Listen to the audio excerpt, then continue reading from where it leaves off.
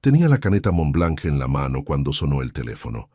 Eran casi las 7 de la tarde de un martes de noviembre y llevaba más de 2 horas revisando presupuestos en el mismo escritorio que había ocupado durante 23 años. El despacho olía a café frío y a polvo de obra, ese olor que nunca termina de irse del todo por más que frieguen, y estaba a punto de levantarme a buscar el abrigo cuando vi el nombre iluminado en la pantalla del móvil. Valentín Ortega, mi abogado, mi amigo de 3 décadas, el hombre que había gestionado cada contrato, cada compraventa, cada registro de propiedad de mi empresa, desde que éramos 2 tipos jóvenes sin reservas económicas y con más ambición que sentido práctico. No era su costumbre llamar a esa hora. Valentín era de los correos electrónicos formales y las llamadas a primera hora de la mañana, no de los teléfonos de última hora un martes de noviembre. Contesté. Emilio. Su voz sonó diferente desde la primera sílaba. No era el tono calmado de quien confirma una reunión o cierra un expediente sin complicaciones. Era otra cosa completamente distinta. Una tensión contenida y baja, como la de alguien que mide cada palabra antes de pronunciarla, y aún así teme que ninguna sea suficientemente cuidadosa. Necesito que me escuches con calma, con mucha calma. Me quedé quieto en la silla. Dime, el registro mercantil me ha notificado esta mañana. Hay una solicitud de cambio de titularidad sobre la empresa, sobre los 3 inmuebles registrados a tu nombre, sobre la cuenta de inversión. Hizo una pausa que duró apenas 2 segundos, pero que a mí me pareció considerablemente más larga. Emilio, lo que firmaste hace 3 días fue exactamente eso, una transferencia completa. No dije nada durante un buen rato. La caneta Montblanc seguía entre mis dedos, la misma que Rosario me regaló el día de nuestra boda, hace 27 años, dentro de una caja pequeña, envuelta en papel azul oscuro, con una nota escrita a mano que decía que era para firmar el futuro que íbamos a construir juntos. La había usado miles de veces desde entonces, para contratos de obra, para escrituras notariales, para acuerdos comerciales a lo largo de 3 décadas de empresa. Nunca la había notado pesada. En ese instante, sostenida entre los dedos de una mano que no terminaba de entender qué acababa de escuchar, pesaba de una manera que no tenía nombre.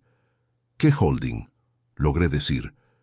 Inversiones Fonseca Medina, Sociedad Limitada, constituida hace 11 meses. Los titulares figuran como Marcos y Rosario. Marcos, mi hijo, 26 años, la carrera universitaria pagada de principio a fin, el apartamento en el centro de Albacete escriturado a su nombre, el coche con seguro y mantenimiento a cargo de la empresa, el sueldo mensual en el negocio, que yo mismo le abrí las puertas porque pensé que así estaríamos más cerca, que le transmitiría décadas de lo que había aprendido, que algún día todo aquello tendría sentido para él tanto como lo tenía para mí. Ese hijo, Valentín. Mi voz salió plana, sin el temblor que cualquiera habría esperado en ese momento. ¿Estás completamente seguro de lo que me estás diciendo? He revisado los documentos 2 veces esta tarde. Tu firma aparece en cada página, en cada una de ellas, Emilio. Una pausa más larga y más cargada que la anterior.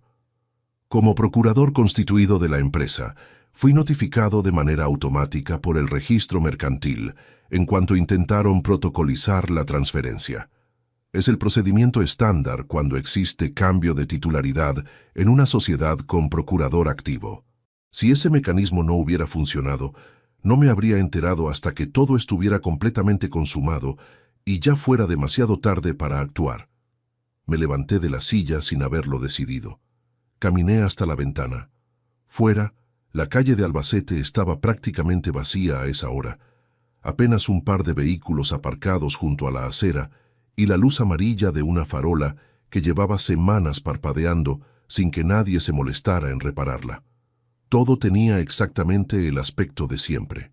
El mismo frío gris de noviembre filtrándose por los marcos, el mismo silencio de ciudad que baja las persianas y pone la cena al fuego antes de las 8, como si nada hubiera cambiado, como si el mundo no acabara de detenerse sin avisar a nadie. Dame tiempo para pensar, dije. No confrontes a nadie esta noche. respondió con una firmeza que me indicó que ya había considerado esa posibilidad antes de marcar mi número. Necesitamos saber exactamente hasta dónde llega esto antes de hacer cualquier movimiento. ¿Me escuchas, Emilio? Ningún movimiento hasta que hablemos mañana a primera hora. Entendido. Lo vamos a resolver, pero esta noche necesito que no hagas nada. Colgué. Me quedé de pie frente a la ventana sin saber durante cuánto tiempo. En algún momento deposité la caneta sobre el escritorio, despacio, con el mismo cuidado instintivo con que se deja algo sobre una superficie que no sabe si va a aguantar el peso. Luego me quedé mirando la calle sin verla realmente, con el teléfono todavía caliente en la mano, y algo que se parecía al vértigo instalándose en el centro del pecho, sin pedir permiso. 35 años. Eso llevaba construyendo lo que en ese martes de noviembre había dejado de ser del todo mío. Había empezado a los 17 sin ningún plan más claro que no volver a pasar el hambre que conocí de adolescente. Cargué sacos de cemento en obras ajenas durante 3 años antes de atreverme a montar algo propio.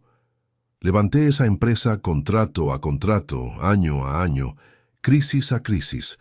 Hubo épocas en que dormía 4 horas y lo consideraba un lujo. Inviernos enteros sin un solo día de descanso. Momentos en que estuve al borde de perderlo todo por una mala decisión, por un mercado que no perdonaba, por un socio que incumplió su parte del trato, y siempre encontré la manera de levantarme, de reorganizar, de seguir hacia adelante con lo que quedaba. Pero esto era una categoría completamente distinta a todo lo anterior. No era el mercado, no era ningún desconocido con mala fe. Era Marcos, era Rosario. Y la firma que aparecía estampada en cada página de aquellos documentos era la mía, trazada con la misma caneta de siempre, sin dudar, sin leer una sola línea de lo que tenía delante, porque era mi propio hijo quien sostenía la carpeta con una sonrisa tranquila y una explicación de 2 frases. Si os quedáis conmigo hasta el final, no os vais a arrepentir. Lo que descubrí en los días siguientes cambió cada cosa que creía saber sobre las 2 personas a las que más quise en toda mi vida adulta. Pero antes de contaros cómo llegué a ese martes y cómo terminé poniendo mi nombre donde no debía, necesito que entendáis de dónde venía yo. ¿Quién era Rosario cuando la conocí y en qué se fue convirtiendo con los años mientras yo miraba hacia otro lado pensando que todo estaba en orden? ¿Qué le di a Marcos? ¿Qué le negué sin entenderlo?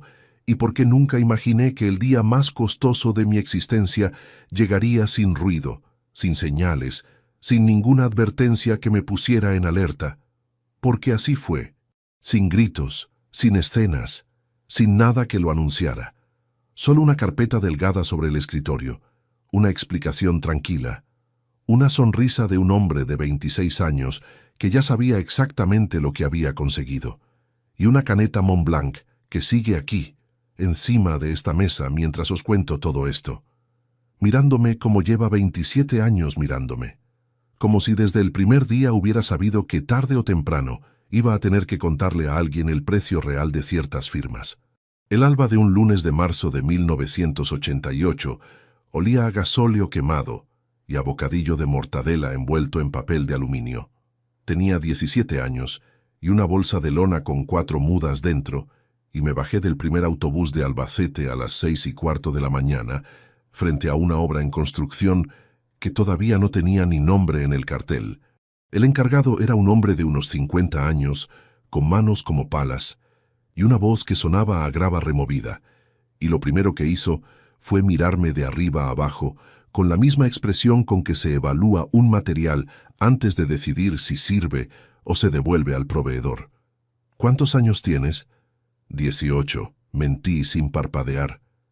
Me señaló una pila de sacos de cemento apilados junto a la valla y me dijo que los moviera al fondo de la parcela antes de que llegara el resto de la cuadrilla. No preguntó nada más. Yo agarré el primer saco, lo cargué sobre el hombro y empecé a caminar. No había ningún plan elaborado en aquella cabeza de 17 años. Solo la certeza de que en la casa de mi madre, en el barrio de La Estrella, no había futuro para mí, que mi padre se había marchado cuando yo tenía 9 sin dejar dirección, y que el hambre de verdad, la que no entiende de dignidad ni de orgullo, es el mejor combustible que existe para levantarse antes de que amanezca.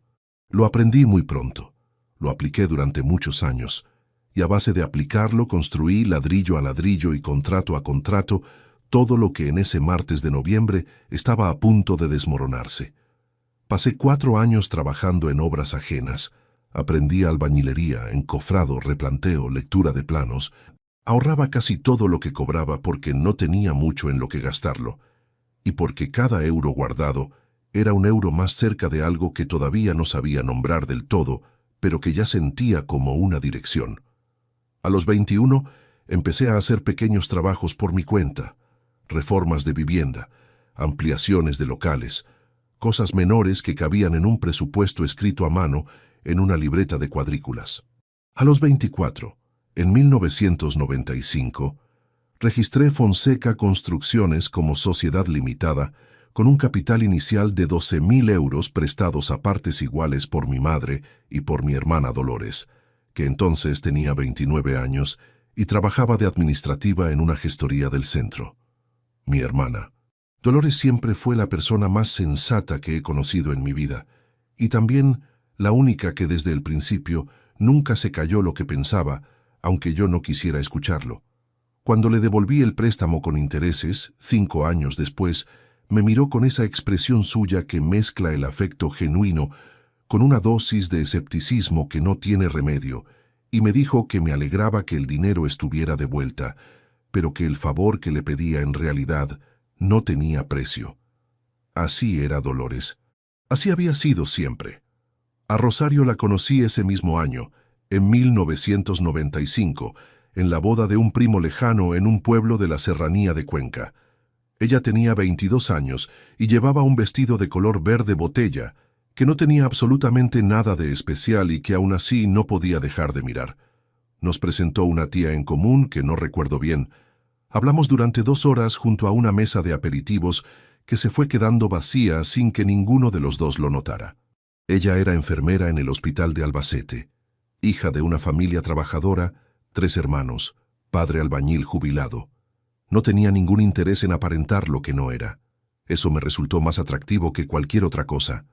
Nos casamos 3 años después, en junio de 1998. En una ceremonia pequeña con 32 invitados y sin luna de miel, porque la empresa estaba en un momento delicado y yo no me permitía el gasto. Rosario no se quejó. Me dijo que la luna de miel podía esperar, que lo importante era estar juntos, y me lo dijo de una manera que me convenció completamente de que lo sentía de verdad. Los primeros años fueron duros, no de manera dramática ni visible, sino de esa manera callada y continua que tiene la falta de dinero cuando uno intenta que no se note. Rosario siguió trabajando en el hospital mientras yo levantaba la empresa del suelo. Había meses en que los ingresos no llegaban con suficiente antelación para cubrir los gastos del mes, y los dos lo sabíamos aunque no lo verbalizáramos en voz alta. En 1997, cuando llevábamos 2 años de casados, hubo una crisis de pagos en la empresa que me puso al límite. Los proveedores reclamaban facturas vencidas, los trabajadores llevaban 3 semanas sin cobrar, y yo no tenía manera de cuadrar los números antes de que todo se viniera abajo. Un martes por la tarde, Rosario llegó a casa del hospital con una bolsa de tela en la mano y la puso sobre la mesa del comedor sin decir nada. Dentro había un sobre con dinero en efectivo, 3.200 euros. Le pregunté de dónde habían salido. De los pendientes de mi abuela, dijo simplemente. Los vendí esta mañana antes del turno. Eran unos pendientes de oro macizo que le había dejado su abuela materna en herencia. Los únicos que tenía de valor. No me había consultado. No había negociado condiciones. Solo los había vendido y traído el dinero porque lo necesitábamos y porque punto. Recuerdo que me quedé callado durante un buen rato sin saber qué decir. Ella se encogió de hombros con esa manera suya de restarle importancia a las cosas importantes y fue a cambiarse de ropa. Con ese dinero pagué la nómina de esa semana. Con lo que entró en el mes siguiente, conseguí poner al día las facturas. La empresa sobrevivió. Y yo guardé aquel recuerdo durante décadas como la definición más exacta que conocía de lo que significa que alguien esté de tu parte. Marcos nació en mayo de 2001. Tenía yo 30 años cuando lo sostuve por primera vez en esa sala de partos del hospital y sentí algo que no tenía precedente en mi experiencia hasta ese momento. No era alegría solamente. Era un peso específico, una responsabilidad que se instala en el cuerpo de una manera distinta a todas las demás, y con ella la determinación absoluta de que ese niño nunca sabría lo que era llegar a los 17 años con una bolsa de lona y la mentira de los 18 en la punta de la lengua.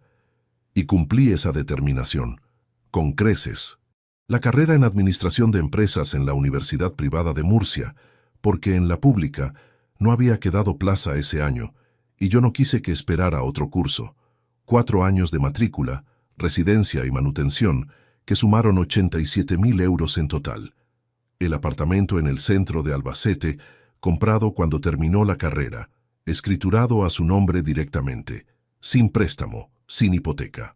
El coche, un Volkswagen Golf del año, con el seguro y el mantenimiento integrados en los gastos de la empresa. El puesto de responsable administrativo creado específicamente para él cuando me pidió entrar en el negocio familiar, con un sueldo de 2.300 euros mensuales, que ningún recién titulado sin experiencia real hubiera cobrado en ningún otro sitio. No lo hice por obligación. Lo hice porque quería hacerlo. Porque pensé que dándole todo lo que yo no tuve, le estaba dando también la oportunidad de ser mejor de lo que yo había podido ser. Eso creía. Eso creía de verdad. Pero empecé a notar cosas pequeñas en los últimos meses, detalles sueltos que no conecté entre sí, porque en ese momento no tenía ninguna razón para conectarlos. Marcos había empezado a quedarse en el despacho fuera de horario. No todos los días, pero sí 2 o 3 veces a la semana durante los últimos 4 meses.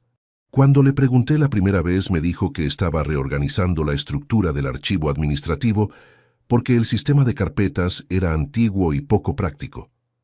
Me pareció razonable. Era su trabajo. Era su espacio. No le di más vueltas.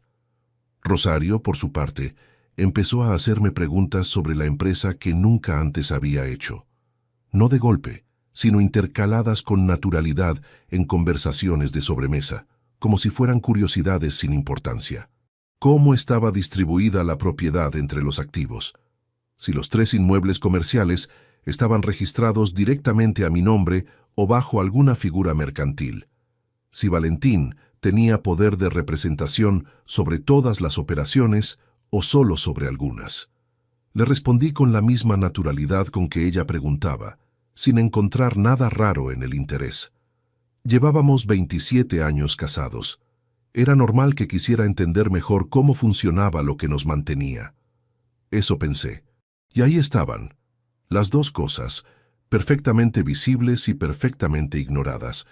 Marcos en el despacho a deshoras, con una excusa que sonaba lógica. Rosario con preguntas que no sonaban a nada en particular. 2 piezas de un mismo dibujo que yo no estaba mirando desde la distancia necesaria para entender qué forma tenía. Dolores me llamó un domingo de octubre, 3 semanas antes del martes en que sonó el teléfono de Valentín. Me dijo que tenía una sensación que no sabía explicar bien, que Rosario la había llamado a ella 2 días antes, sin motivo aparente, solo para charlar, y que eso era raro porque no lo había hecho nunca antes, porque entre las 2 nunca había habido ese tipo de cercanía.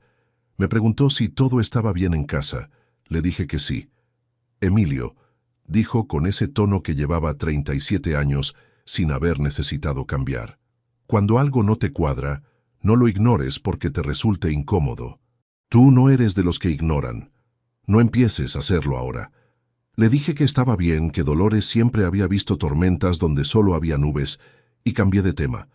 Colgué sin darle más importancia, y seguí mirando hacia adelante como llevaba haciendo toda la vida, sin sospechar que lo que estaba a punto de llegar ya llevaba 11 meses construyéndose en silencio, justo detrás de mí. «Papá, ¿tienes un momento?» Era un sábado por la mañana a mediados de octubre, y yo estaba en el despacho revisando el presupuesto de una reforma comercial que teníamos pendiente de cerrar desde hacía 3 semanas. La voz de Marcos llegó desde el umbral de la puerta antes de que yo lo oyera entrar. Llevaba vaqueros y una chaqueta ligera, sin el aspecto de quien viene a trabajar un fin de semana, sino de quien pasa por allí de camino a otra cosa. «Claro», dije sin levantar la vista del papel que tenía delante. «¿Qué pasa?». Se acercó al escritorio y dejó una carpeta delgada sobre la superficie libre que había a mi derecha. No era gruesa, 4 o 5 hojas como mucho, con el membrete de la empresa en la esquina superior. «Son 2 documentos internos para la reestructuración del contrato con Materiales Verdejo», explicó. «El nuevo acuerdo de suministro requiere actualizar la figura de representación en los anexos. Valentín ya lo revisó la semana pasada. Solo falta tu firma en las 2 últimas páginas». Abrí la carpeta. Eché un vistazo por encima. Los documentos tenían el formato habitual de los contratos de proveedor: columnas de cláusulas, referencias a números de pedido, condiciones de pago escalonadas. Nada que no hubiera visto centenares de veces antes. Localicé las marcas de firma al final de cada página. Firmé en ambas. Cerré la carpeta y se la devolví. «¿Algo más?», pregunté. «No, eso es todo». Recogió la carpeta con una calma que en ese momento no me llamó la atención en absoluto. Dijo que tenía que pasar a ver a unos amigos al mediodía. Me preguntó si quería que le dejara café hecho antes de irse. Le dije que no hacía falta. Salió del despacho y escuché la puerta principal cerrarse 2 minutos después. Volví al presupuesto de la reforma. En ese momento no había ninguna razón para que aquella escena me generara la menor incomodidad. Era mi hijo. Trabajaba en la empresa. Traía documentos de proveedor que necesitaban firma, algo que había ocurrido decenas de veces en los 2 años que llevaba en el negocio.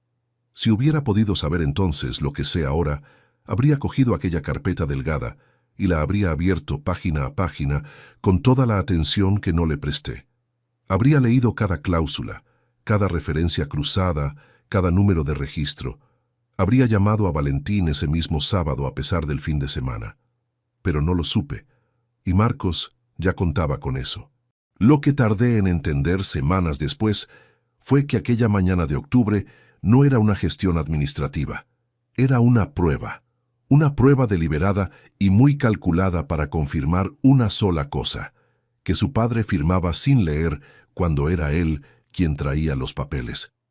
Necesitaba esa certeza antes de dar el paso siguiente, el paso que importaba de verdad, el que tenía 11 meses de preparación detrás. Y yo se la di sin condiciones, con una firma rápida y sin levantar la vista del presupuesto que tenía entre manos. Pasaron 10 días. Fue un miércoles por la tarde, sobre las 6, cuando noté algo que en ese momento me pareció pequeño, pero que se quedó instalado en algún lugar de la cabeza sin pedir permiso. Entré a casa y escuché la voz de Rosario hablando en el pasillo de la planta de arriba. No era una conversación ordinaria. Era baja, contenida, del tipo de tono que se usa cuando no se quiere que llegue más allá de la habitación en que se está.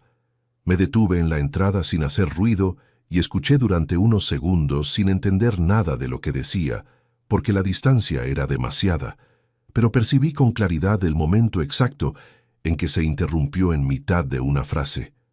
Silencio. Luego sus pasos cruzando el suelo de madera en dirección a la escalera. Apareció en el rellano con el teléfono en la mano y una expresión que se reorganizó en menos de un segundo al verme abajo. «No te había escuchado llegar», dijo. «Acabo de entrar». Señalé el teléfono con un gesto. «¿Todo bien?». Era Carmela. Respondió refiriéndose a su hermana mayor. «Tiene otro problema con el seguro médico del niño. Ya sabes cómo es». Asentí. Me quité el abrigo. Fui a la cocina a buscar agua.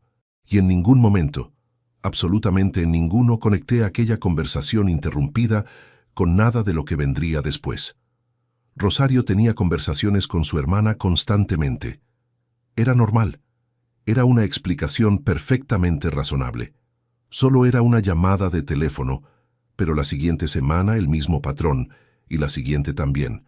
No siempre eran llamadas. A veces era la posición del cuerpo cuando yo entraba a una habitación, un giro de pantalla demasiado rápido, Una respuesta que llegaba una fracción de segundo antes de que yo terminara de hacer la pregunta, como si ya estuviera preparada. Detalles que por separado no significaban nada y que juntos todavía no formaban ninguna imagen clara, pero que acumulados producían en mí una especie de incomodidad difusa que no sabía cómo nombrar. El domingo siguiente, en el almuerzo familiar que teníamos en casa desde que Marcos terminó la carrera, noté que evitaba cruzar la mirada conmigo. No de manera obvia. No como alguien que mira deliberadamente hacia otro lado cuando te giras hacia él. Era más sutil que eso. Era la diferencia entre una conversación que fluye con naturalidad y una que tiene un punto ciego en el centro, un ángulo que nadie toca. Hablamos del trabajo, de un proyecto nuevo que teníamos en fase de licitación, de un partido de fútbol que se había jugado el sábado. Normal. Corriente. Todo perfectamente normal. Y sin embargo, 3 días después, un miércoles de ese mismo octubre, estaba vaciando la papelera del despacho pequeño que había junto a la cocina, el cuarto que Rosario usaba a veces para pagar facturas y ordenar el correo doméstico, cuando entre varios papeles arrugados encontré un rascuño escrito a mano. Lo alicé casi sin pensar, por esa costumbre de 30 años de leer cualquier papel antes de tirar lo que te da la empresa, cuando aprendes a base de errores que los documentos que no lees son exactamente los que luego importan. Era un borrador, 3 líneas escritas con la letra de Rosario, un nombre que no reconocí, Gestiones Integradas Manchegas, Sociedad Limitada. Debajo, una dirección en la calle Dionisio Guardiola de Albacete, y debajo de la dirección, un número de teléfono. Lo guardé en el bolsillo del pantalón. Esa noche, cuando Rosario fue al baño antes de dormir, saqué el papel y lo copié en la agenda de notas del teléfono móvil. Luego lo devolví arrugado al cuarto de las facturas, exactamente donde lo había encontrado, y me fui a la cama. ¿Estás cansado?, me preguntó Rosario cuando se metió entre las sábanas. Mucho. No era mentira. Semana larga. Ella apagó la luz de su lado y se giró hacia la ventana. En menos de 20 minutos, su respiración era la de alguien que duerme. Yo me quedé mirando el techo con el nombre de aquella gestoria rodando en la cabeza sin que terminara de encontrar dónde encajaba. Al día siguiente, busqué el nombre en el registro público de sociedades desde el ordenador del despacho, en un momento en que no había nadie más en la oficina. Gestiones Integradas Manchegas, Sociedad Limitada, constituida 17 meses atrás. Actividad declarada, asesoramiento fiscal y gestión de patrimonio. Administrador único, un hombre cuyo nombre no me decía absolutamente nada. Imprimí la ficha y la guardé en el cajón con llave del escritorio, debajo de los presupuestos del trimestre anterior. Lo que no encontré ese día, lo que tardaría varias semanas más en descubrir, era la relación exacta entre aquella sociedad anónima con dirección en la calle Dionisio Guardiola y la holding que Valentín me nombraría al teléfono un martes de noviembre, con voz de quien sostiene algo que pesa demasiado para cargarlo solo. Tampoco supe entonces que Marcos había vuelto al despacho esa misma tarde, después de que yo me fuera, y que había pasado más de 1 hora revisando archivos en el ordenador compartido de administración. Lo supe por el registro de acceso del sistema, que nadie recordaba que existía porque llevaba 3 años sin que nadie lo consultara. Pero eso lo descubrí después. Lo que sí supe esa noche, mientras cenaba frente a Rosario en la misma mesa en que llevábamos años cenando juntos, fue que algo en el aire de aquella casa había cambiado de una manera que no tenía explicación todavía. No era nada que pudiera señalar. No era nada que pudiera nombrar con precisión. Era solo esa sensación específica que se instala en los huesos de un hombre cuando lleva suficientes años leyendo materiales y sabe, antes de que el análisis llegue, que algo en la estructura no está aguantando el peso que debería aguantar. Aún no sabía cuánto tiempo llevaba así. Aún no sabía que la respuesta era 11 meses. Llegué al despacho a las 7:15 de la tarde, con los pies cargados y la cabeza todavía llena de números de replanteo. La reunión de obra en el polígono había durado 6 horas y 20 minutos sin pausa para comer, y cuando apagué el motor en el aparcamiento de la empresa, Noté ese cansancio específico que no es solo físico, sino también el de haber tomado demasiadas decisiones en muy poco tiempo. El tipo de agotamiento que lleva a un hombre a afirmar cosas sin leerlas. Eso fue exactamente lo que ocurrió. Marcos estaba esperándome en el interior, de pie junto a la mesa de su despacho, con una carpeta bajo el brazo y el aspecto de quien lleva un rato aguardando, pero no quiere que se note demasiado. Me sorprendió encontrarlo allí a esa hora, porque no teníamos nada programado para esa tarde. Pensaba que ya te habías ido, dije dejando el casco de obra sobre la silla más cercana. Quería pillarte antes de que salieras. Me tendió la carpeta con una naturalidad absoluta. ¿Recuerdas los documentos de reestructuración fiscal que te mencioné hace unas semanas? Al final, la gestoría los terminó de preparar. Solo faltan tus firmas en los marcadores amarillos. Son 4 páginas.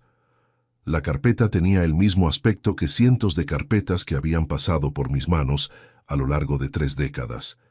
Membrete de empresa en la portada, páginas numeradas, marcadores adhesivos amarillos señalando los puntos de firma. Nada visual que la distinguiera de cualquier contrato de proveedor o anexo administrativo ordinario.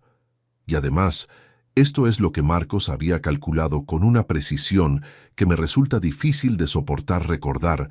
No era la primera vez que aquella carpeta aparecía en mi campo de visión. La había visto semanas atrás, sobre el escritorio de su despacho, en un momento en que él me explicó brevemente que estaba esperando a que la gestoría terminara de preparar un anexo complementario. La había visto y la había asociado mentalmente con algo pendiente pero sin urgencia, con el tipo de tramitación fiscal que lleva su ritmo burocrático y aparece cuando está lista, no antes. Cogí la carpeta, la abrí por la primera página marcada. Las letras se movían ante mis ojos cansados sin terminar de formarse en frases completas. Vi columnas de cláusulas.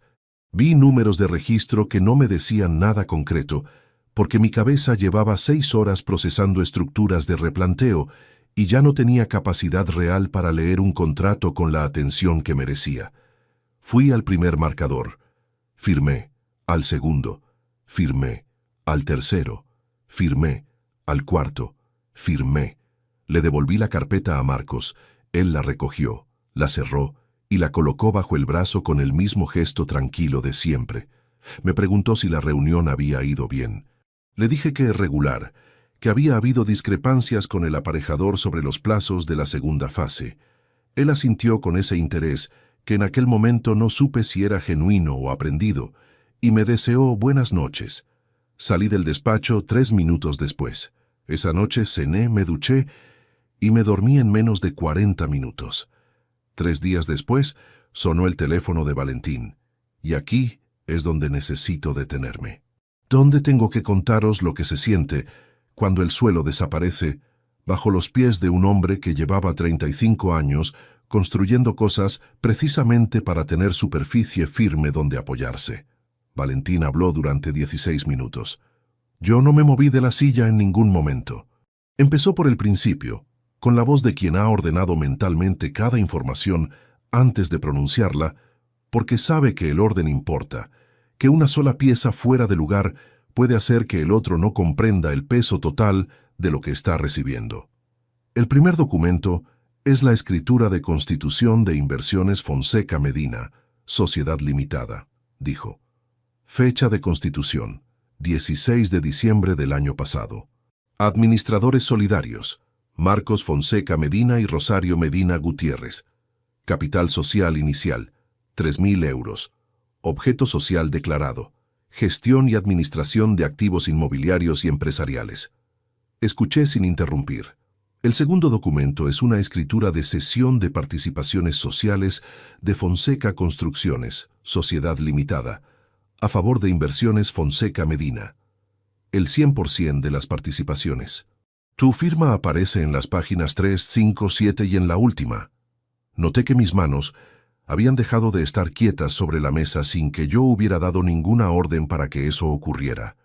Un temblor pequeño, casi imperceptible, que empezó en los dedos y fue subiendo despacio por el antebrazo hasta instalarse en algún punto entre el codo y el hombro sin terminar de irse. El tercer documento es una escritura de transmisión de 3 inmuebles: el local comercial de la calle Feria, el almacén del polígono industrial y la nave de la carretera de Valencia, los 3 transmitidos a la holding por precio simbólico de €1 cada uno, con tu firma como transmitente en cada escritura. €1 cada uno. Los 3 inmuebles que habían costado juntos 470.000 euros, a lo largo de 15 años de inversión progresiva, adquiridos uno a uno en momentos en que podía permitirme inmovilizar capital porque la empresa estaba sólida y yo pensaba en el largo plazo. Transmitidos, por €1 cada uno. El cuarto documento es una autorización de disposición total sobre la cuenta de inversión. Valentín leyó el número de cuenta. Era el mío. La cuenta que abrí en 2009 con los beneficios de un contrato de obra municipal y que había ido alimentando año tras año hasta acumular 243.000 euros. La autorización otorga capacidad de disposición plena a los 2 titulares de la holding. Valentín se detuvo. Yo seguía sin decir nada. El sonido de la calle llegaba desde la ventana, como desde una distancia que no correspondía con la realidad física. Un vehículo pasando, el pitido lejano de una bocina, el mundo siguiendo su ritmo de martes por la tarde, como si nada de lo que acababa de escuchar tuviera ninguna relación con él. Emilio, la voz de Valentín era baja y muy directa. Tu firma aparece en todos y cada uno de esos documentos. Los he verificado 3 veces esta tarde. No hay ningún error de identificación. Sé cuándo firmé, dije por fin. Lo sé. Y sé que no leí lo que tenía delante. También lo sé. El silencio que siguió no tenía nada de incómodo. Era el tipo de pausa que se instala entre 2 personas que llevan décadas conociéndose y entienden que hay momentos en que las palabras añaden menos de lo que el silencio sostiene. ¿Cuánto tiempo lleva preparado?, pregunté. La holding se constituyó hace 11 meses. La gestoría instrumental que aparece en las escrituras, Gestiones Integradas Manchegas, fue el vehículo de preparación. Lleva operativa desde hace algo más de 1 año. Gestiones Integradas Manchegas. El nombre del papel arrugado en la papelera del cuarto de Rosario. El mismo nombre que había copiado en el teléfono 3 semanas atrás, sin entender todavía la dimensión exacta de lo que significaba. Ahora lo entendía. Mañana a las 9 en mi despacho, dijo Valentín. Esta noche no confrontes a nadie, Emilio. Necesitamos establecer exactamente qué posición legal tienes antes de dar cualquier movimiento. ¿Me escuchas? Te escucho, colgué. Me quedé en la silla durante un tiempo que no fui capaz de medir con precisión. En algún punto noté que la habitación estaba completamente en silencio y que fuera había oscurecido sin que yo lo hubiera registrado. La caneta Montblanc seguía en el mismo sitio de siempre, sobre el lado derecho del secante. La observé durante varios segundos, sin ningún pensamiento articulado, solo con esa especie de aturdimiento físico que produce el impacto de una verdad que el cuerpo procesa más despacio que la mente. Me levanté. Cogí el abrigo del perchero. Apagué la luz. Entonces sonó el fijo del despacho. 3 tonos. 4. Me detuve junto al marco de la puerta con la mano todavía en el interruptor y el abrigo sobre el brazo. En la pantalla pequeña del identificador aparecía el nombre Marcos. No contesté. Salí al aparcamiento con el mismo paso de siempre, porque si había alguien observando desde algún punto, no podía permitirme caminar como un hombre al que acaban de vaciar por dentro. Llegué a casa 20 minutos después. Rosario estaba en la cocina. Olía a ajo sofrito y aceite caliente, el mismo olor de miles de noches anteriores en aquella misma cocina. «Llegas tarde», dijo sin girarse del fuego. Reunión que se extendió. Me senté a la mesa. Ella sirvió los platos. Hablamos de algo que no recuerdo. Yo respondí en los momentos adecuados con frases que no comprometían nada, con la cabeza funcionando en 2 registros completamente separados, uno de cara a ella y otro completamente interior y frío, catalogando, ordenando, evaluando. En un momento de la cena, Rosario levantó la vista del plato y me miró con una expresión que no era exactamente preocupación, pero que tampoco era del todo neutra. «Te noto ausente. ¿Pasó algo hoy?» «El aparejador de la obra del polígono, ya sabes cómo es». Sostuve su mirada el tiempo necesario. «Nada que no se resuelva». Ella asintió y volvió a la cena. Fue el primer momento en que estuve a punto de ceder. No de confrontarla, sino simplemente de no poder sostener aquella normalidad fabricada con los mismos materiales que usaba para todo lo demás. Tuve que hacer un esfuerzo real y concreto para que la voz no me saliera diferente, para que los gestos no tuvieran ningún ángulo distinto al de siempre. Lo conseguí. Pero mientras recogía los platos después de cenar y escuchaba a Rosario hablar por teléfono en el salón con una de sus hermanas, volví a pensar en lo último que Valentín me había dicho antes de colgar. No el resumen de los documentos, no la instrucción de no mover nada.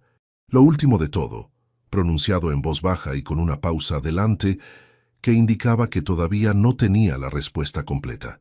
Me había dicho que al revisar las escrituras con detenimiento, había encontrado una cláusula en el documento de cesión de participaciones que necesitaba verificar con un especialista en derecho mercantil antes de explicarme exactamente lo que implicaba. Una cláusula que, si su lectura preliminar era correcta, no solo afectaba al patrimonio que ya conocía. Afectaba a algo más, a algo que yo todavía no había calculado dentro de todo esto, y que mañana, a las 9 de la mañana en su despacho, Valentín me iba a explicar en detalle. El despacho de Valentín Ortega olía a papel viejo y a calefacción recién encendida, ese calor seco de primera hora de la mañana que no termina de templar del todo los rincones. Eran las 9:03 cuando entré. Valentín ya estaba detrás de su mesa, con 4 carpetas abiertas frente a él y una taza de café que no había tocado todavía. Llevaba la misma chaqueta gris de los miércoles formales y tenía unas ojeras que indicaban que tampoco había dormido mucho más que yo. Me señaló la silla del otro lado sin decir nada. Me senté. Él empujó hacia mí la primera carpeta. «La cláusula», dijo directamente, sin preámbulo, «está en el artículo 11 del documento de cesión de participaciones, subcláusula tercera». Me señaló el párrafo con un bolígrafo sin tocarlo. Dice que en caso de impugnación judicial del acuerdo de cesión por parte del transmitente, los firmantes de la holding quedan automáticamente autorizados a liquidar los activos transferidos dentro de un plazo máximo de 30 días naturales, desde la fecha de notificación de la demanda, con el fin de evitar el bloqueo cautelar de bienes en litigio. Lo leí 2 veces. Significa que si yo los demando, ellos pueden vender antes de que un juez pueda bloquear nada. En esos términos, sí, quien redactó esa cláusula sabía exactamente lo que estaba haciendo. Valentín se recostó en la silla. No es una cláusula estándar. Alguien la introdujo deliberadamente para blindar la operación contra una contestación rápida.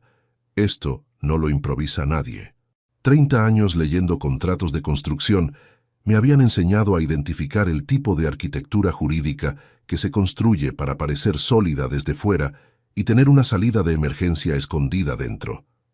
Esa cláusula era exactamente eso.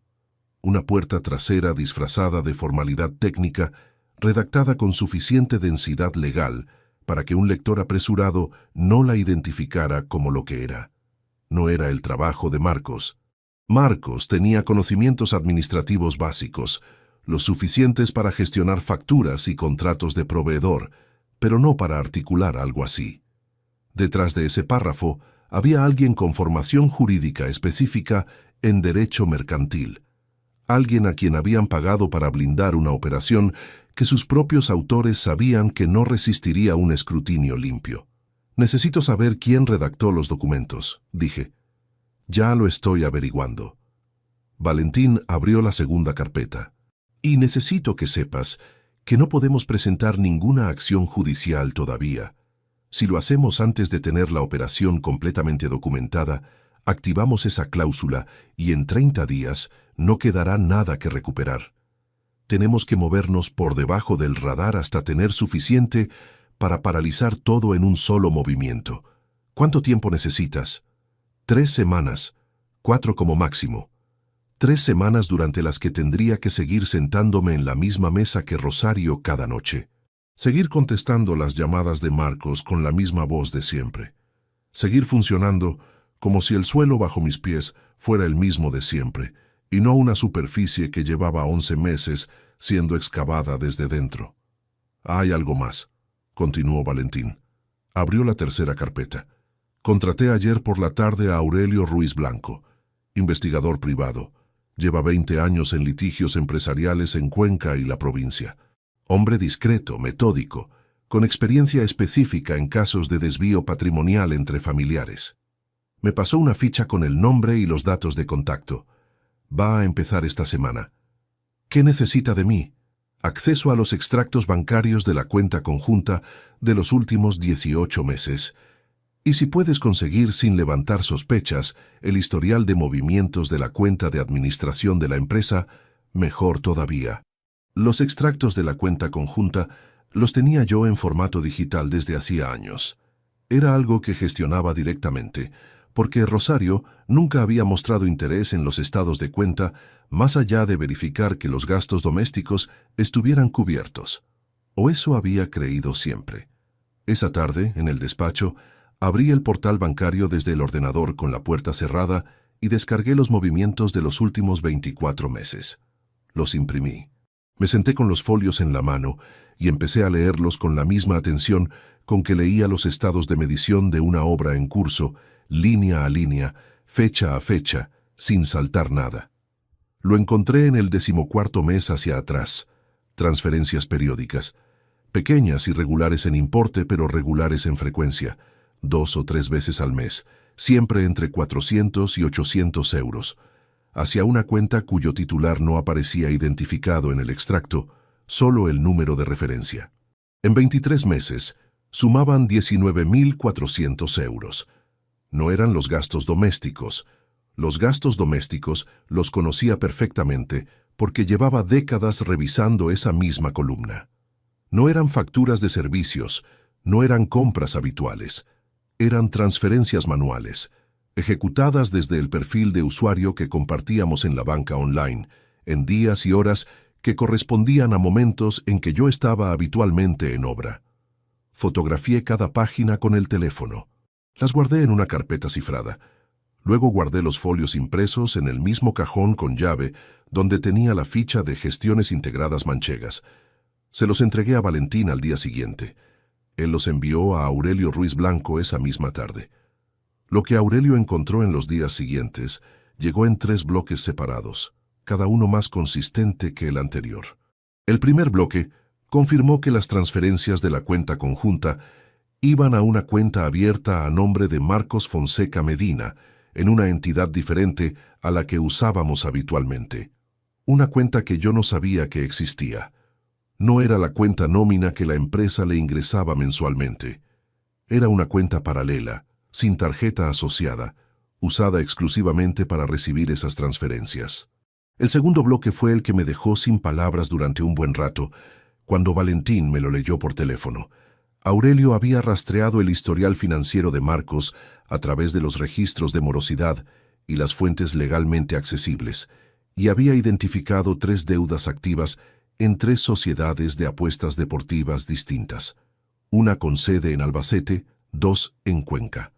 Las deudas sumaban 38.000 euros entre las 3, acumuladas a lo largo de 18 meses. 2 de ellas tenían ya avisos de reclamación extrajudicial emitidos en los últimos 4 meses. 38.000 euros. Eso era lo que mi hijo necesitaba, y yo, sin saberlo, había estado financiando parte de esa deuda desde la cuenta conjunta con transferencias que Rosario autorizaba en mis ausencias. El tercer bloque llegó 5 días después de que Aurelio empezara a trabajar, y llegó de una manera que no estaba planificada. Ese jueves, a mediodía, salí de una reunión con un proveedor de materiales en el polígono y tomé la calle Dionisio Guardiola de vuelta hacia el despacho porque era el camino más directo y tenía el aparcamiento justo a la vuelta. Iba despacio porque había un camión de reparto bloqueando parcialmente el carril y no podía adelantar. Fue precisamente por eso, por esa marcha reducida y sin voluntad propia, que vi a Marcos. Salía por la puerta lateral del número 42 de esa calle, la puerta lateral del edificio donde, según el registro de sociedades, tenía su sede Gestiones Integradas Manchegas. Llevaba la misma chaqueta del sábado anterior y una carpeta de cartón bajo el brazo. Caminaba con paso rápido hacia la acera opuesta y no miraba en ninguna dirección particular. Entonces levantó la cabeza, giró levemente el cuello, y nuestros ojos se encontraron a través del parabrisas. Fue medio segundo. Menos, quizás. Me detuve porque el camión de delante se había detenido. No porque yo lo hubiera decidido. Marcos se paró también un instante, con la expresión de quien procesa una situación en tiempo real y busca la respuesta correcta mientras todavía está calculando el problema. Luego sonrió. Un gesto breve, natural, sin exceso. Bajé la ventanilla. «¡Qué casualidad!», dije. «Venía a resolver un tema del seguro del apartamento», respondió señalando vagamente el edificio a su espalda. «Hay una correduría aquí cerca que lleva la póliza, un cambio en las condiciones de renovación nada importante». Lo miré el tiempo exacto que hubiera mirado a cualquier persona a quien me encontrara por la calle sin motivo de alarma. Ni un segundo más, ni uno menos. «¿Comes en casa esta noche?», pregunté. «No puedo. Quedé con unos amigos». «Bueno». Subí la ventanilla. El camión arrancó. Avancé. Por el retrovisor lo vi quedarse en la acera unos segundos, mirando alejarse el coche, antes de retomar el paso en la dirección contraria. No pude leer su expresión desde esa distancia. Tampoco lo intenté demasiado, porque necesitaba que mis manos siguieran quietas en el volante y que el coche siguiera circulando con normalidad hacia el aparcamiento, como si aquella fuera una tarde cualquiera. En cuanto aparqué, escribí a Valentín: «Marcos saliendo de la sede de Gestiones Integradas Manchegas. Hoy 12:45. Carpeta bajo el brazo». La respuesta llegó en 4 minutos. «Se lo digo a Aurelio ahora mismo». Esa tarde, de vuelta en el despacho, dediqué 2 horas a revisar los contratos originales de adquisición de los 3 inmuebles transferidos. No buscaba nada específico. Buscaba todo. Cualquier inconsistencia entre las fechas de registro originales y las fechas que aparecían en los documentos de la holding, cualquier referencia cruzada que no encajara, cualquier número de finca registral que pudiera haber sido alterado o mal transcrito en las escrituras de transmisión. Encontré 2 discrepancias menores en los números de referencia catastral del almacén del polígono. No eran errores que invalidaran nada por sí solos, pero eran el tipo de imprecisión que se produce cuando alguien trabaja con documentos copiados en lugar de con originales físicos verificados. Alguien que tenía acceso a las copias digitales de los expedientes, pero no a las escrituras originales custodiadas en la notaría. Lo anoté, lo fotografié, lo envié a Valentín. Fue él quien me llamó esa noche, a las 8:30, con un tono diferente al de las últimas conversaciones. No era el tono de quien gestiona una crisis contenida, era el de quien acaba de recibir algo que cambia el peso del expediente. «Aurelio encontró al abogado», dijo. «¿Qué abogado?» «El que redactó los documentos, el que incluyó esa cláusula del artículo 11. Una pausa calculada. «No es un desconocido, Emilio. Tiene relación directa con alguien que conoces. Y cuando te diga quién es, vas a entender por qué este plan lleva tanto tiempo preparándose y por qué estaba tan bien construido». Se detuvo. «Mañana, en persona. Esto no es para decirlo por teléfono».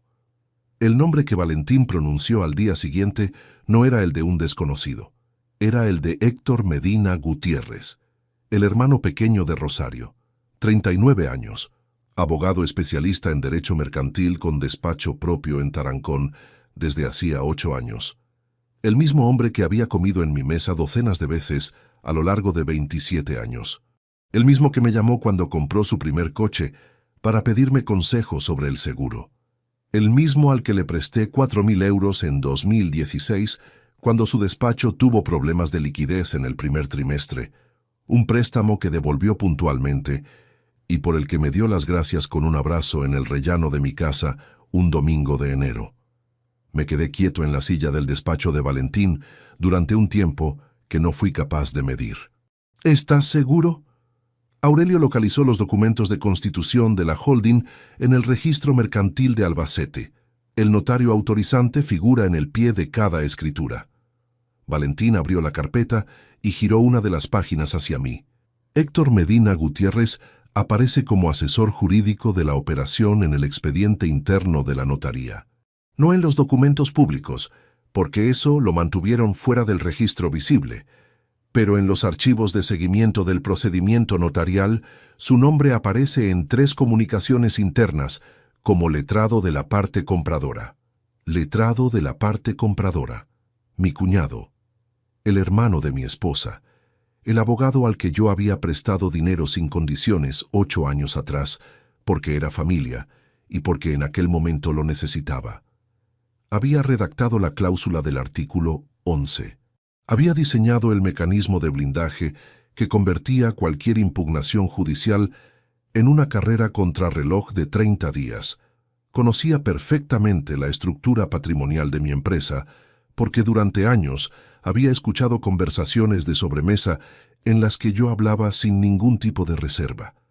Porque era familia. Porque uno no mide las palabras delante de la familia. «Emilio», dijo Valentín con una calma que era el tipo de calma que se construye deliberadamente para que el otro tenga dónde apoyarse. Lo que esto significa desde el punto de vista legal es que tenemos un perímetro mucho más amplio del que calculábamos inicialmente. Héctor conocía la estructura jurídica de la empresa con un nivel de detalle que ningún abogado externo hubiera podido alcanzar en el tiempo disponible. Eso explica por qué los documentos estaban tan bien construidos. ¿Cuándo entró en esto?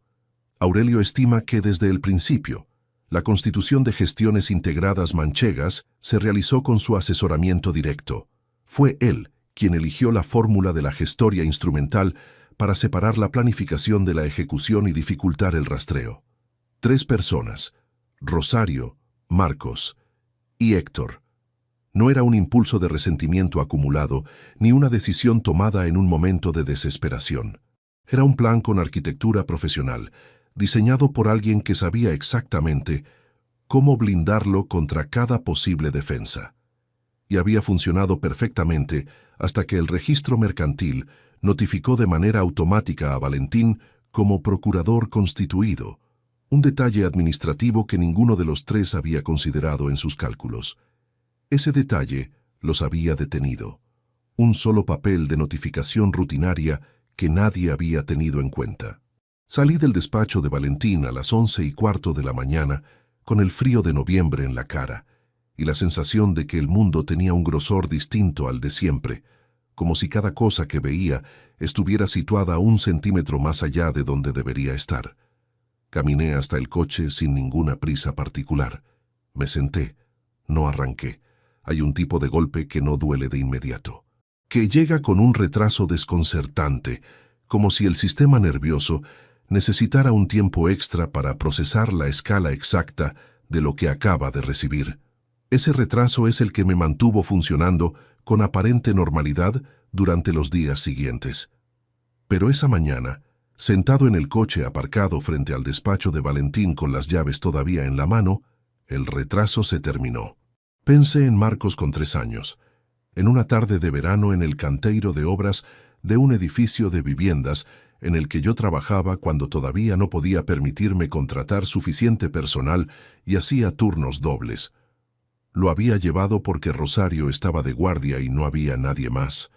El niño se pasó la tarde mirando las excavadoras con una atención absoluta, completamente inmóvil, con los ojos muy abiertos.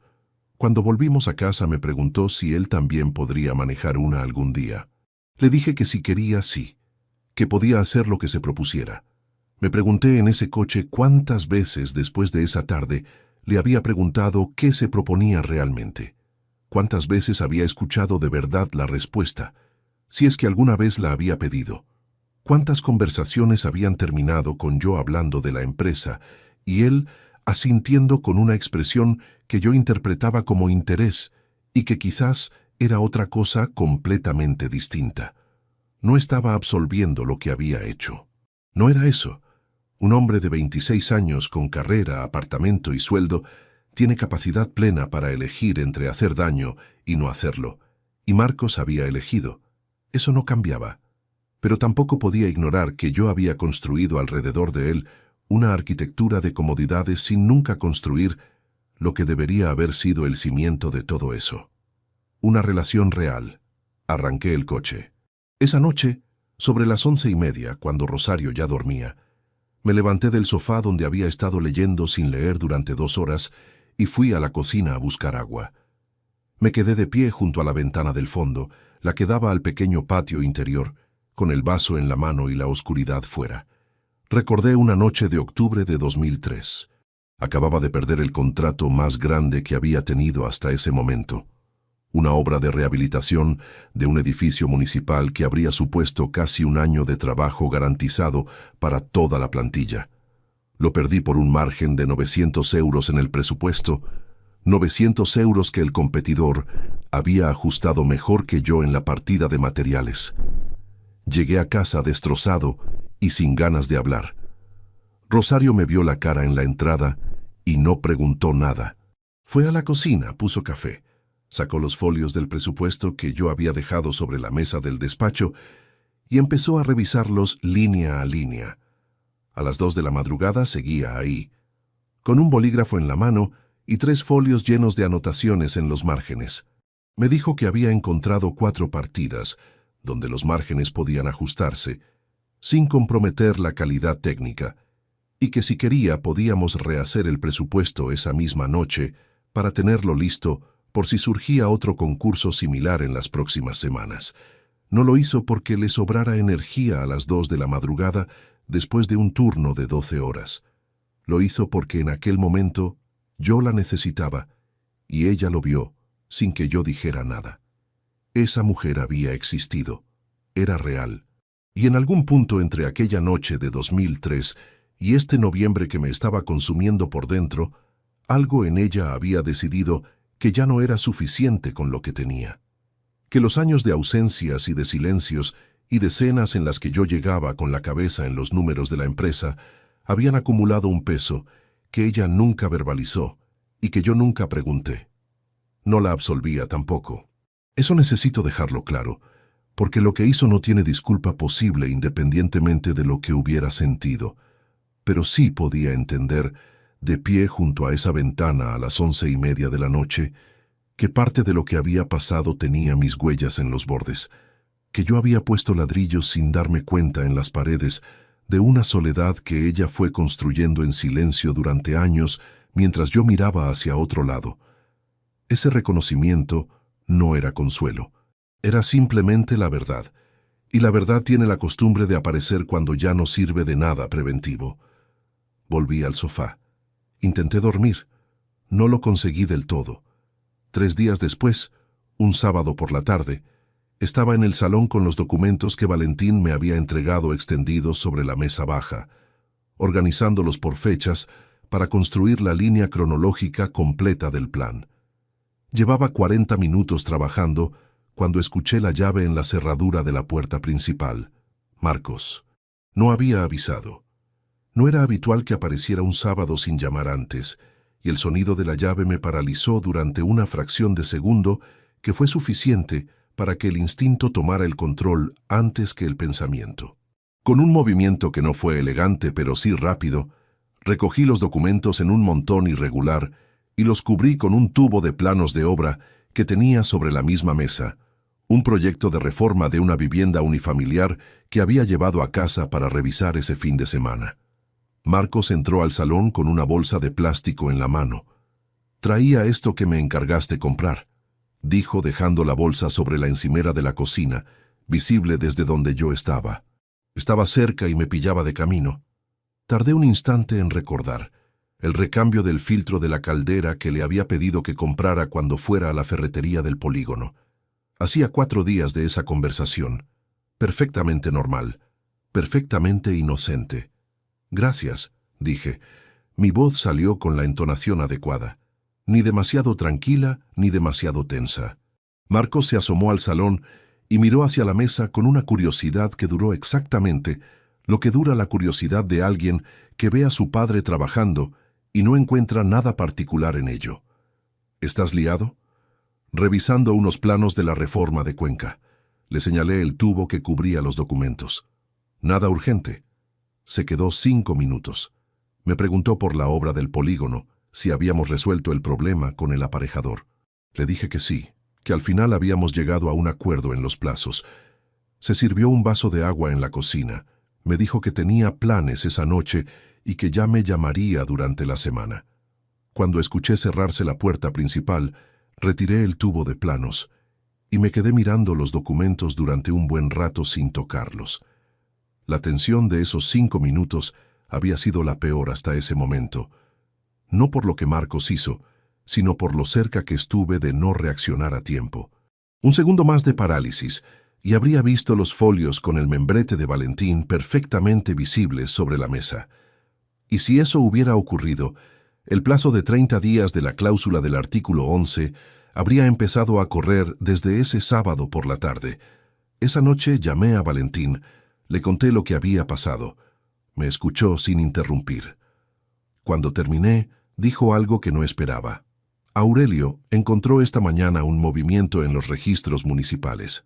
Alguien consultó la situación urbanística de los 3 inmuebles la semana pasada. Una consulta de valoración de mercado. Una pausa breve y muy cargada. Emilio, están buscando compradores. Ya. No están esperando a que esto se consolide legalmente. Están moviendo los activos en paralelo mientras el proceso de transferencia todavía está en impugnación. Me quedé en silencio. ¿Cuánto tiempo tenemos?, pregunté. Menos del que pensábamos cuando empezamos. Aurelio está en eso ahora mismo. Mañana sabremos más.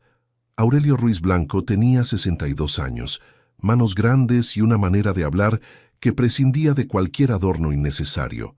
Cuando entró al despacho de Valentín ese lunes por la mañana y dejó sobre la mesa una carpeta de cartón marrón con el lomo numerado, lo primero que hizo fue sentarse, abrirla sin preámbulo y señalar la primera página con el índice sin decir todavía nada. Era el tipo de hombre que prefería que los datos hablaran antes que él, y en ese momento los datos hablaban con una claridad que no necesitaba ningún comentario adicional. 2 compradores identificados. El primero, una sociedad de inversión inmobiliaria con sede en Murcia.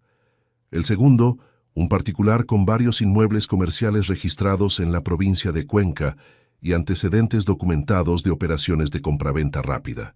Ambos contactados a través de un intermediario cuyo número de teléfono Aurelio había rastreado hasta un agente inmobiliario sin oficina física registrada que operaba exclusivamente por encargo y por referencias. Las consultas de valoración urbanística que detecté la semana pasada no eran exploratorias, dijo Aurelio con la misma cadencia plana de siempre. Son el paso previo a una oferta formal. En operaciones de este tipo, entre la consulta de valoración y la firma de una reserva, hay habitualmente entre 2 y 3 semanas si hay interés real de ambas partes. Me miró con una directidad sin rodeos. Hay interés real de ambas partes. Valentín, que había escuchado en silencio hasta ese momento, apoyó los codos sobre la mesa. Entonces no tenemos 3 semanas, tenemos 10 días como máximo antes de que aparezca el primer papel con arras firmadas.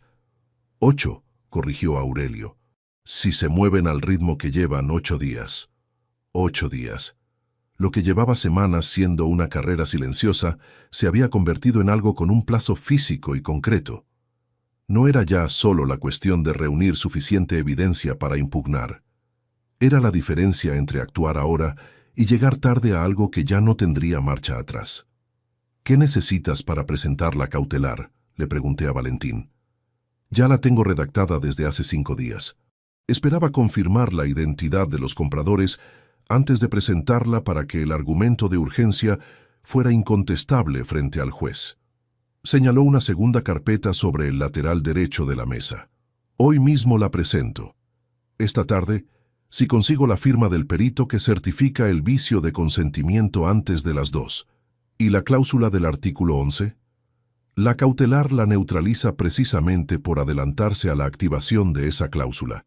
Si el juzgado la admite a trámite antes de que ellos presenten cualquier documento de compraventa, El bloqueo es previo a la venta y la cláusula no tiene dónde operar.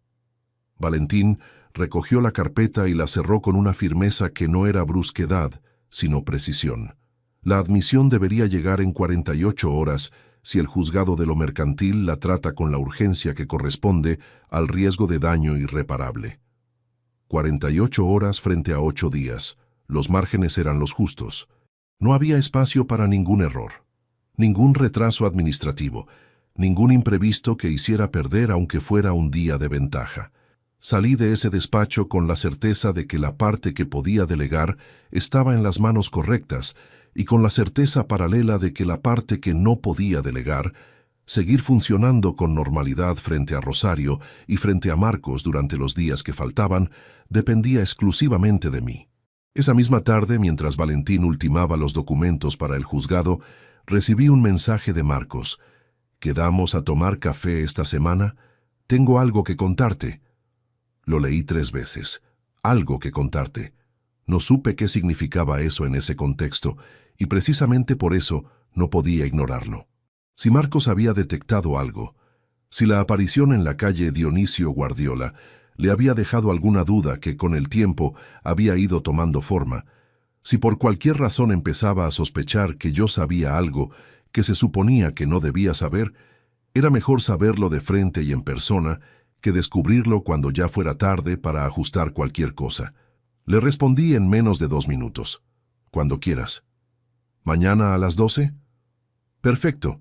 Quedamos en el bar Castellano, en la calle Marqués de Molins, un sitio que habíamos frecuentado cuando Marcos tenía 15 o 16 años y yo pasaba por su instituto a recogerlo los viernes para comer juntos, en esa época en que todavía encontraba huecos reales en la agenda para ese tipo de cosas antes de que la empresa se fuera comiendo los márgenes de tiempo que no se recuperan. No sé si lo eligió él conscientemente o fue una coincidencia, pero cuando entré y lo vi sentado en la misma mesa del fondo donde nos sentábamos entonces, junto a la ventana que daba a la calle, algo en el pecho se tensó de una manera que no era solo estrategia. Me saludó con una sonrisa natural. Pedimos café. Él pidió también un trozo de bizcocho de los de la vitrina, igual que hacía de adolescente. «¿Qué querías contarme?», pregunté después de los primeros minutos de conversación general sobre la obra del polígono. Marcos envolvió las manos alrededor de la taza. Hizo una pausa de 2 o 3 segundos que interpreté en tiempo real desde 3 ángulos simultáneos y que no me dijo nada concluyente en ninguno de ellos. «Estoy pensando en dejar el piso del centro», dijo.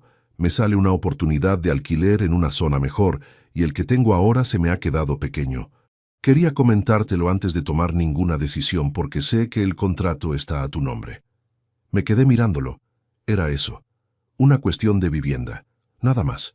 Lo que había interpretado como una señal de alarma en el mensaje de la tarde anterior era una conversación sobre metros cuadrados y ubicación. Y en otro momento de mi vida, en cualquier otra semana de los últimos 35 años, habría respondido sin pensarlo demasiado. Pero en ese martes de noviembre, sentado frente a un hombre que había firmado documentos para quitarme todo lo que tenía, mientras yo le pagaba ese mismo piso, la pregunta me resultó de una ironía tan densa que tuve que hacer un esfuerzo físico real para que no me cambiara la cara. «Deja que lo piense un par de días», dije con un tono que salió más neutro de lo que esperaba. «El contrato tiene condiciones de rescisión que hay que revisar antes de mover nada».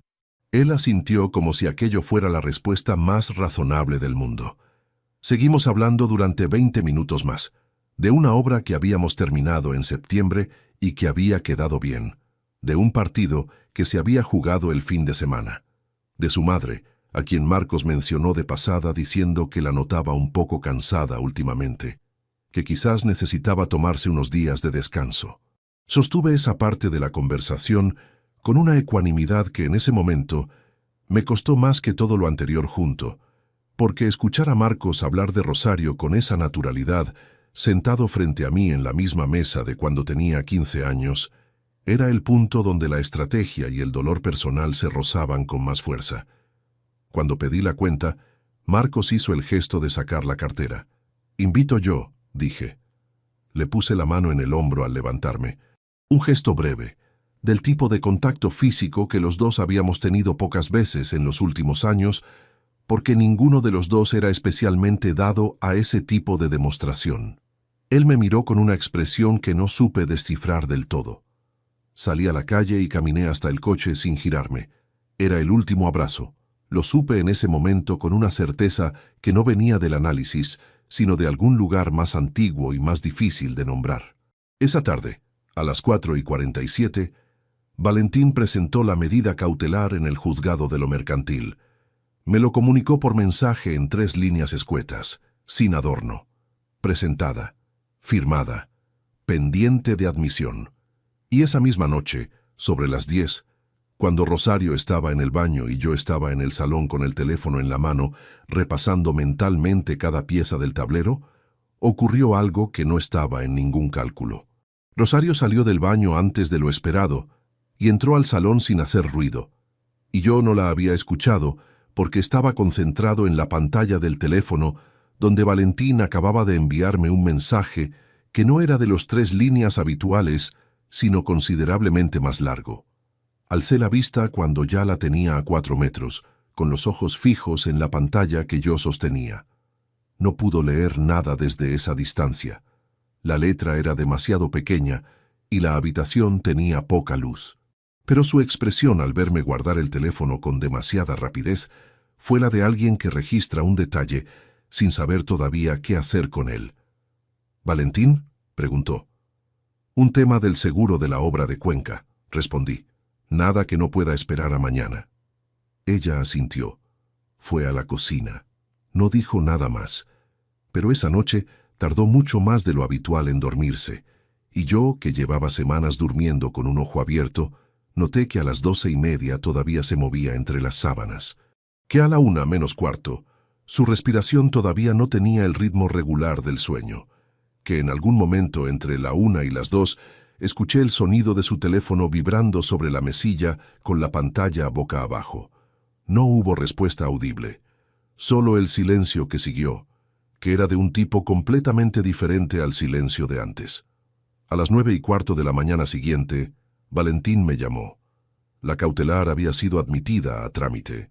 Bloqueo cautelar sobre los 3 inmuebles, sobre las participaciones de la empresa y sobre la cuenta de inversión, efectivo desde ese mismo momento hasta resolución judicial del fondo del asunto.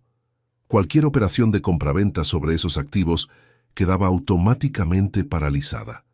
Los compradores de Murcia y de Cuenca habían llegado tarde a una mesa que ya no existía.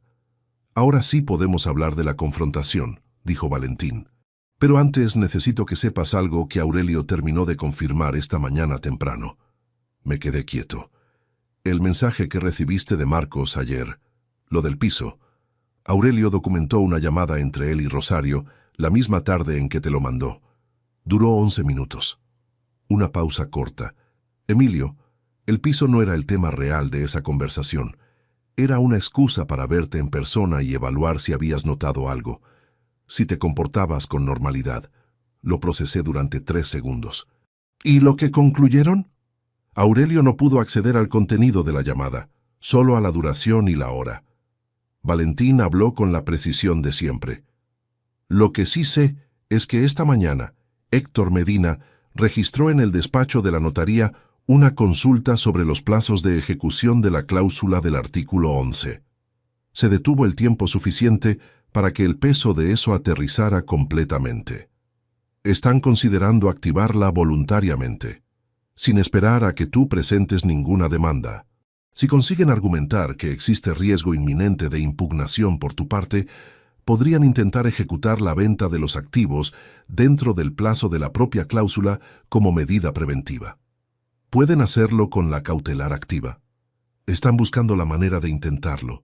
Por eso necesitamos que la confrontación ocurra antes de que Héctor encuentre el argumento jurídico que busca». Su voz era firme y muy directa. «Esta semana, Emilio, no la siguiente». La confrontación fue un miércoles por la mañana. Había elegido el miércoles porque era el día en que Marcos llegaba a la empresa antes de las 9 sin falta, por costumbre propia y sin que nadie se lo pidiera. Lo había observado durante semanas sin que esa regularidad significara nada particular. Y ahora esa misma regularidad era lo que me permitía saber con exactitud dónde estaría y a qué hora, sin necesitar llamarlo ni generar ninguna situación fuera de lo habitual. Valentín llegó al despacho a las 8:40. Dolores llegó 5 minutos después. No les había pedido que vinieran por necesidad emocional, aunque los dos lo sabían y ninguno lo nombró. Valentín estaba ahí en calidad de abogado y como testigo legal de lo que iba a ocurrir. Dolores estaba ahí porque llevaba 27 años siendo la única persona que nunca me había dicho lo que quería escuchar. Y en ese momento necesitaba al menos una persona en la habitación cuya presencia no me costara ningún esfuerzo de gestión. Mi hermana me miró cuando entró y no dijo nada. Solo puso la mano en mi brazo durante un segundo y luego fue a sentarse en la silla junto a la ventana con esa manera suya de ocupar el espacio sin protagonizarlo. Marcos entró a las 9:04. Lo vi desde el pasillo antes de que llegara al despacho principal y en ese último instante antes de que me viera noté algo que no esperaba. No era rabia. Llevaba semanas preparándome para gestionar la rabia y la rabia no apareció. Lo que había en cambio era una especie de cansancio hondo y sin filo, el de alguien que ha cargado un peso demasiado tiempo y está a punto de depositarlo en el suelo por última vez. Cuando Marcos abrió la puerta del despacho y encontró a Valentín sentado frente a la mesa y a Dolores junto a la ventana, su paso se interrumpió durante una fracción de segundo que no duró más de lo que dura un tropiezo. Luego entró del todo y me miró a mí. «¿Qué pasa?», preguntó. «Siéntate, Marcos». No era una pregunta. Él lo entendió en el tono y se sentó en la silla del otro lado de la mesa sin decir nada más, con esa expresión de quien intenta leer una situación mientras todavía tiene margen para ajustar su respuesta. No tenía margen. Puse la primera carpeta sobre la mesa y la abrí por la primera página. Inversiones Fonseca Medina, Sociedad Limitada, constituida el 16 de diciembre del año pasado. No levanté la vista de los documentos mientras hablaba. No lo necesitaba. Administradores solidarios, Marcos Fonseca Medina y Rosario Medina Gutiérrez. Asesor jurídico de la operación, Héctor Medina Gutiérrez. Cerré esa carpeta y abrí la siguiente. Escritura de cesión del 100% de las participaciones de Fonseca Construcciones a la Holding. Mi firma en las páginas 3, 5, 7 y en la última. Siguiente carpeta. Escritura de transmisión de los 3 inmuebles comerciales. Local de la calle Feria, almacén del Polígono, nave de la carretera de Valencia. Precio de transmisión, €1 por cada uno. Siguiente. Autorización de disposición total sobre la cuenta de inversión. 243.000 euros disponibles para los titulares de la holding. Lo dejé todo extendido sobre la mesa. Marcos no había dicho nada todavía. Miraba los documentos con una expresión que era difícil de clasificar porque no era una sola cosa, era varias capas superpuestas que se cancelaban mutuamente. Algo parecido a la evaluación y algo parecido al reconocimiento. Y algo que en el fondo podría haber sido alivio. El alivio extraño de quien lleva tiempo cargando un secreto y ve que ya no tiene que seguir cargándolo. «Hay más», continué. Empujé hacia él la carpeta de Aurelio. 19.400 euros transferidos desde la cuenta conjunta a una cuenta tuya en otra entidad a lo largo de 23 meses. Transferencias ejecutadas desde el perfil compartido de banca online, en días y horas, en que yo estaba habitualmente en obra. Siguiente documento. 38.000 euros de deuda activa en 3 sociedades de apuestas, 2 con reclamaciones extrajudiciales emitidas en los últimos 4 meses. Me detuve. Y 2 compradores identificados para los inmuebles, contactados a través de un intermediario, con consultas de valoración urbanística registradas la semana pasada. El silencio que siguió duró varios segundos. Marcos miró a Valentín, luego miró a Dolores, luego me miró a mí. «Papá». Su voz era baja.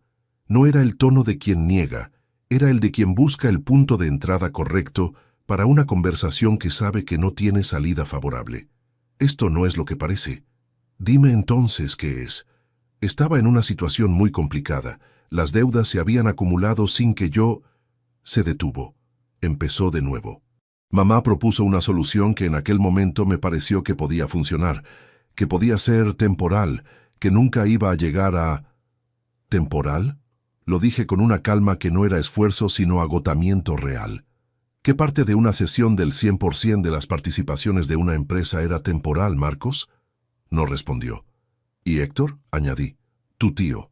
El hombre al que le presté 4.000 euros hace 8 años porque me los pidió y era familia. El que diseñó la cláusula del artículo 11 específicamente para que yo no pudiera impugnar nada a tiempo.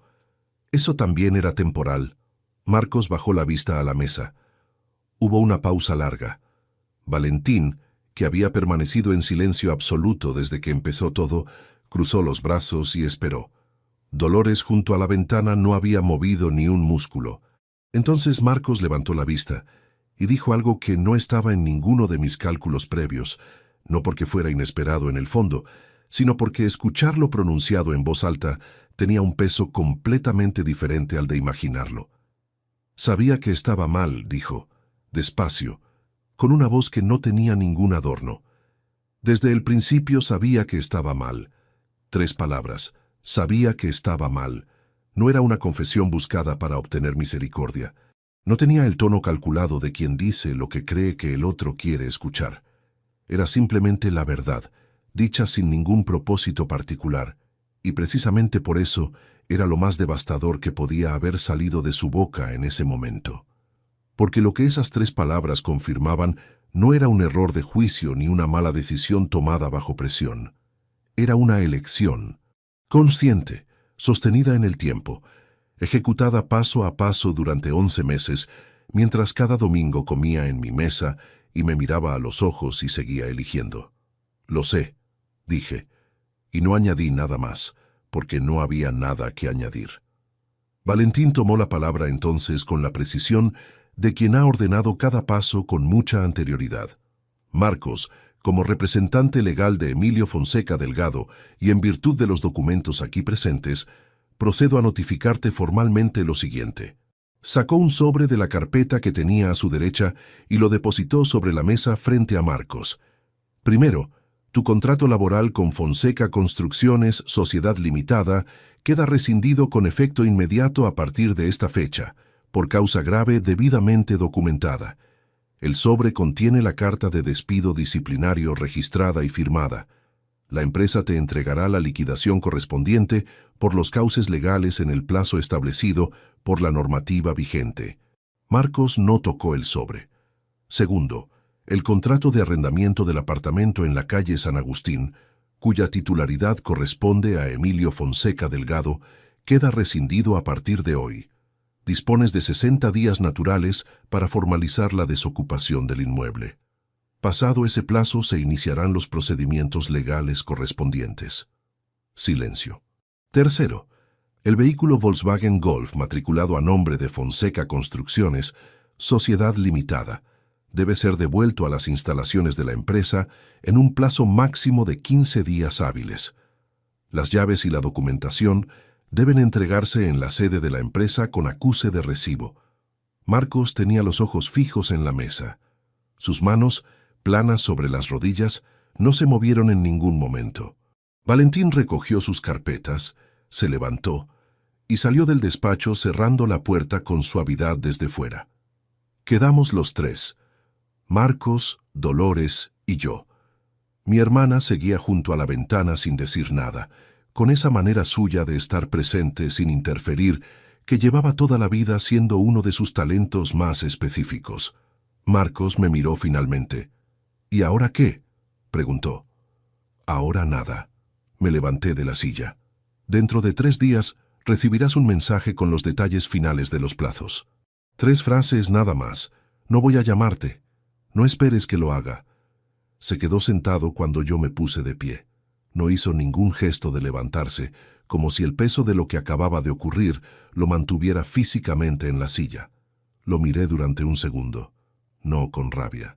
Con esa especie de distancia definitiva que se instala cuando el vínculo ya no tiene ningún hilo que no esté roto. Salí del despacho. Valentín esperaba en el pasillo con otro sobre en la mano, el de Rosario. La notificación de inicio de procedimiento de divorcio, que se tramitaría por las vías legales correspondientes y que llegaría a manos de mi esposa esa misma tarde a través de un procurador. No fui yo quien se lo entregó. Eso había sido una decisión que tomé desde el principio. No quería estar presente en ese momento, no porque me faltara entereza, sino porque había entendido que no tenía nada que decirle a Rosario que no estuviera ya dicho en los documentos. 27 años no se cierran con una conversación, se cierran con un papel firmado y con el silencio que viene después. Lo que sí hice esa tarde, cuando el despacho quedó vacío y Dolores se fue después de darme un abrazo, que duró más que ninguno de los que recordaba de los últimos años, fue sentarme frente al escritorio y abrir el cajón central. La caneta Montblanc estaba donde siempre, negra, lacada, con el capuchón enroscado, la misma de siempre, la misma que Rosario me regaló el día de nuestra boda, con una nota sobre el futuro que íbamos a construir juntos, la misma que había usado para firmar 3 décadas de contratos, de escrituras, de acuerdos que habían convertido una bolsa de lona con 4 mudas en una empresa sólida, con 40 trabajadores y 3 inmuebles comerciales. La misma con la que había firmado, sin leer, los documentos que lo cedían todo. La cogí. La sostuve un momento entre los dedos. Luego la metí en el cajón, la cubrí con el bloc de notas que tenía encima y cerré el cajón con llave. Sobre la mesa de los empleados, junto a la entrada, había una cerámica pequeña con bolígrafos y lápices que llevaba ahí desde que la empresa tenía 3 trabajadores y una sola habitación como sede. Cogí uno de los bolígrafos, de plástico azul, sin marca, el tipo de utensilio que se compra en paquetes de 20 y que nadie nota ni recuerda. El mismo tipo de bolígrafo que había usado en los primeros años, cuando firmar un contrato de obra era lo más importante que había ocurrido en la semana. Me senté. Abrí la carpeta que Valentín había dejado sobre el escritorio antes de irse. Los documentos de impugnación y recuperación de activos, listos para mi firma en los marcadores señalados. Cada página representaba un paso en el proceso de deshacer lo que habían tardado 11 meses en construir, el retorno de las participaciones, la anulación de las transmisiones inmobiliarias, la cancelación de la autorización de disposición sobre la cuenta. Firmé la primera página, firmé la segunda, la tercera, la cuarta, cada una con el mismo bolígrafo azul de plástico que no pesaba nada entre los dedos y que era exactamente igual al que había usado 35 años atrás cuando no tenía todavía nada que proteger.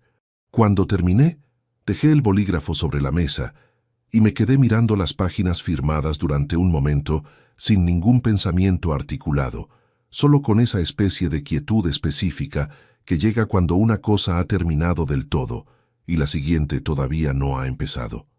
Dolores me había dicho antes de irse, mientras se ponía el abrigo en el pasillo, algo que no le había pedido que dijera, pero que era exactamente lo que era. Lo que construiste una vez, lo vuelves a construir, porque sabes cómo se hace y ellos nunca lo supieron. No le respondí en ese momento, pero sentado frente a esos documentos firmados con un bolígrafo sin nombre, en el mismo escritorio de siempre, en el despacho que olía a café frío y a polvo de obra como llevaba oliendo 23 años, entendí que tenía razón, que el patrimonio era recuperable, porque lo que lo había generado no era un golpe de suerte, ni una herencia recibida sin esfuerzo, sino 35 años de levantarse antes de que amaneciera y de no parar cuando otros paraban. Lo que no era recuperable era otra cosa. No era el dinero, ni los inmuebles, ni las participaciones. Era la versión de Marcos que yo había construido en mi propia cabeza durante 26 años. La del niño que miraba las excavadoras con los ojos muy abiertos y decía que quería trabajar al lado de su padre. La del hombre que esperaba que yo creyera que era, porque necesitaba que yo lo creyera para que el plan funcionara. Esa versión no volvería. Y aprender a vivir con el espacio que dejaba era el trabajo que nadie me había advertido que vendría después de la victoria, el que no aparece en ningún documento ni en ninguna carpeta numerada y que sin embargo es el más largo de todos. Recogí las carpetas. Apagué la luz del escritorio. Antes de salir me detuve un momento en el umbral y miré el despacho en la penumbra. El escritorio, la silla, las estanterías con los expedientes de 35 años ordenados por año y por proyecto. Todo exactamente en su sitio. Guardé el bolígrafo azul en el bolsillo de la chaqueta. No sé explicar bien por qué lo hice. Solo sé que cuando un hombre ha firmado con sangre y sudor cada cosa que tiene, y luego lo ha perdido todo por un momento de confianza equivocada, y luego lo ha recuperado con la misma firmeza con que lo construyó, el bolígrafo con que firma ese retorno merece al menos el gesto de no dejarlo olvidado sobre una mesa. Salí a la calle. El frío de noviembre seguía ahí, el mismo de siempre, sin ninguna consideración particular por lo que acababa de ocurrir dentro. La farola de la acera de enfrente seguía parpadeando, todavía sin que nadie se hubiera molestado en repararla. Caminé hacia el coche con el mismo paso de siempre. Lo peor no fue lo que me quitaron, lo peor fue que yo mismo les di la llave. Y lo mejor, lo único que me quedo de todo esto, es que cuando por fin entendí lo que había pasado, no esperé a que nadie viniera a recuperarlo por mí. Si te gustó esta historia, dale like al video, suscríbete al canal y comparte tus impresiones en los comentarios. Para escuchar la próxima historia, haz clic en la caja de la izquierda. Gracias por vernos.